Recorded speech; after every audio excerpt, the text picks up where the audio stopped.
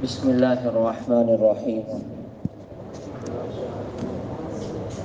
حضور پاک صلی اللہ علیہ وسلم جب دنیا سے پردہ فرما گئے، صحابہ کرام کے لیے یہ بہت بڑا صدمہ تھا۔ یقین نہیں آ رہا تھا کہ آپ دنیا سے تشریف لے گئے۔ سیدنا عمر رضی اللہ تعالیٰ عنہ نے تلوار نکال لی اور کہنے لگے اگر کوئی یہ بات کرے گا تو میں اس کی گردن اڑا دوں گا۔ باقی صحابہ کرام بھی پریشان ہو گئے۔ صدیق اکبر رضی اللہ تعالیٰ عنہ نے تمام صحابہ کرام کو مسجد نبوی میں جمع کیا اور ایک خطبہ ارشاد فرمایا، اور اس خطبے میں یہ بات فرمائی، من کان یعبد محمدا فإن محمدا قد مات، جو محمد صلی اللہ علیہ وسلم کی عبادت کیا کرتا تھا تو ان کا تو انتقال ہو گیا۔ ومن کان یعبد اللہ، اور جو اللہ تعالیٰ کی عبادت کیا کرتا تھا، فإن اللہ حی لا یموت، اللہ تعالیٰ زندہ ہیں، اللہ تعالیٰ موت سے پاک ہیں۔ اور اس کے ساتھ قرآن پاک کی چند آیات تلاوت فرمائی، وما محمد الا رسول قد خلت من قبلہ الرسل، جس کا مطلب یہ تھا کہ جیسے پہلے زمانے میں انبیاء علیہم السلام اپنا کام کرنے کے بعد دنیا سے چلے جایا کرتے تھے، اسی طرح آپ صلی اللہ علیہ وسلم نے بھی اپنا کام پورا کیا اور آپ دنیا سے چلے گئے۔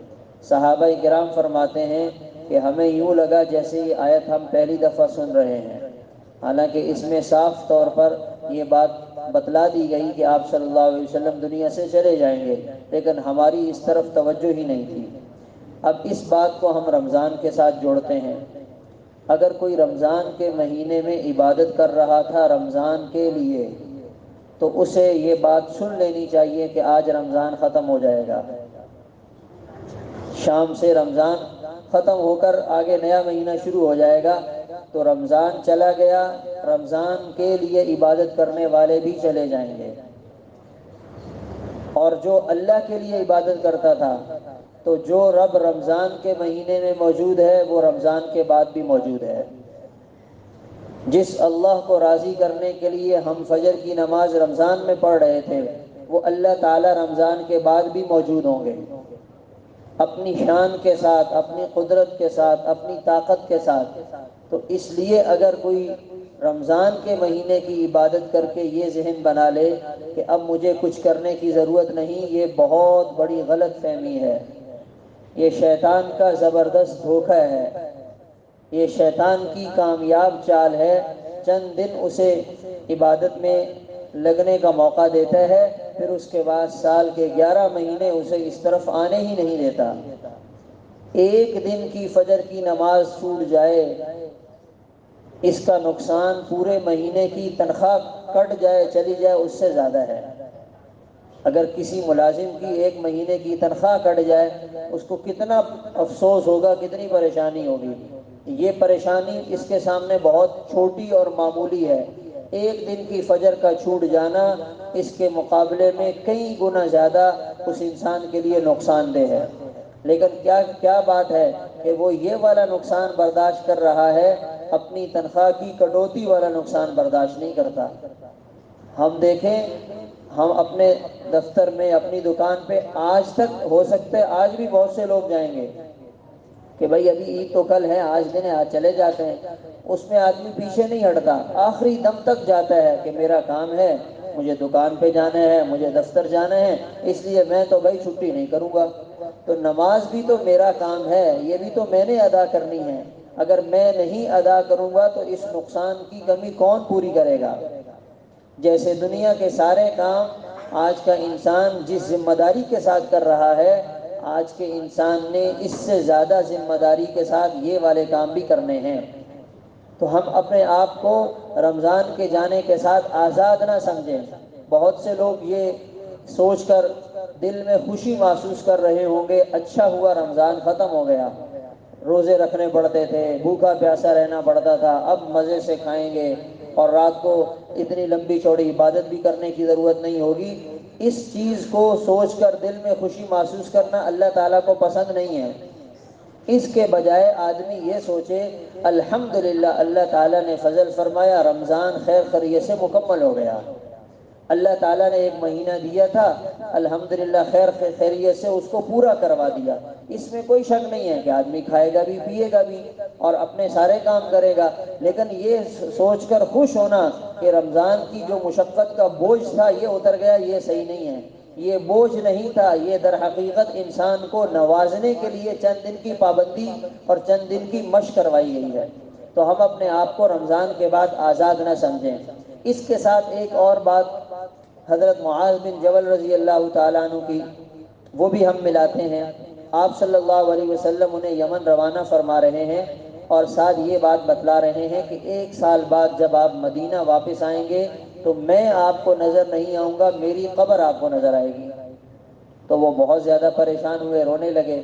تو آپ نے تسلی والا جملہ فرمایا، پریشان ہونے کی کوئی بات نہیں ہے، اگر ہماری یہ جو دنیا کی جدائی ہے یہ ہو بھی گئی، اللہ تعالیٰ کل آخرت میں ہمیں جمع فرمائیں گے، اور میرے اصل دوست وہ ہیں جن کی زندگی تقوی والی ہوتی ہے۔ یہ نہیں فرمایا کہ جن کا رمضان نیکی والا ہوتا ہے، فرمایا جن کی زندگی نیکی والی ہوتی ہے، تقوی والی ہوتی ہے۔ تو کیا خیال ہے، ہمیں آپ صلی اللہ علیہ وسلم کی دوستی اور آپ کی رفاقت حاصل کرنے کے لیے صرف رمضان میں عبادت کر لینا یہ کافی ہوگا اور اس کے بعد ہم کچھ بھی نہ کریں؟ ایسا نہیں ہے۔ یہ ہمیں پوری زندگی، یہ جو ہمیں ایک روٹین سکھائی گئی ہے، ہمیں اسے اپنے ساتھ چلانا ہوگا۔ آپ صلی اللہ علیہ وسلم نے فرمایا، جس آدمی نے مجھے دیکھا، میری زیارت کی میری زندگی میں اور مجھ پر ایمان لایا، اس کے لیے ایک دفعہ خوشخبری ہو۔ اور آپ نے فرمایا، جس نے مجھے نہیں دیکھا اور بن دیکھے مجھ پر ایمان لے آیا، اس کے لیے 7 دفعہ خوشخبری ہو۔ تو یہ ہم جیسے گناہگار لوگوں کے لیے ہے۔ پھر اسی طرح آپ صلی اللہ علیہ وسلم نے صحابہ کرام سے فرمایا، میں یہ چاہتا ہوں میرے بھائیوں سے ملاقات ہو جائے۔ تو صحابہ کرام نے عرض کیا، اولیس نحن اخوانک یا رسول اللہ، ہم آپ کے بھائی ہیں۔ آپ نے فرمایا، تم میرے صحابہ ہو، میرے بھائی وہ لوگ ہوں گے جنہوں نے مجھے نہیں دیکھا ہوگا اور وہ مجھ پر ایمان لے آئیں گے۔ تو یہ قیامت تک آنے والی امت کے لیے تسلی ہے۔ تو ایک طرف تو باہر گناہوں کا ماحول بنا ہوا ہے، کوئی شک نہیں ہے۔ جب پورے ماحول میں بے دینی پھیلی ہوئی ہوگی، اس ماحول میں چند لوگ یہ طے کر لیں کہ ہم نے اس بے دینی کے ماحول میں دین کے ساتھ چمٹ کر چلنا ہے، تو اللہ تعالیٰ انہیں کہاں سے کہاں پہنچائیں گے اور ان سے کتنے راضی ہوں گے، ان کے ساتھ اللہ کی کتنی زبردست مدد ہوگی۔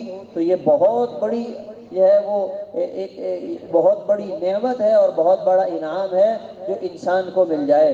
تو اس لیے ہم رمضان کے بعد بھی اپنے آپ کو نیکی کے ساتھ جوڑ کر رکھیں، اور ہمارے وہ مسلمان بھائی جو رمضان میں مسجد میں نہیں آ سکے، ان کی بھی منت سماجت کر کے مسجد میں آنے کی کوشش کریں۔ جو ہمارے بھائی ہمارے ساتھ مسجد میں آتے رہے اور ہمیں لگتا ہے کہ شاید یہ رمضان کے بعد کسی وجہ سے نہیں آ سکیں گے، ہم ان کو بھی پیار محبت سے لانے کی کوشش کریں، تاکہ نیکی کے معاملے میں، دین کے معاملے میں ہم ایک دوسرے کے دست و بازو بنیں گے، ایک دوسرے کا ساتھ دیں گے، تو ہمارے لیے دین میں آگے بڑھنا آسان ہوگا۔ اللہ تعالیٰ عمل کرنے کی توفیق عطا فرمائے۔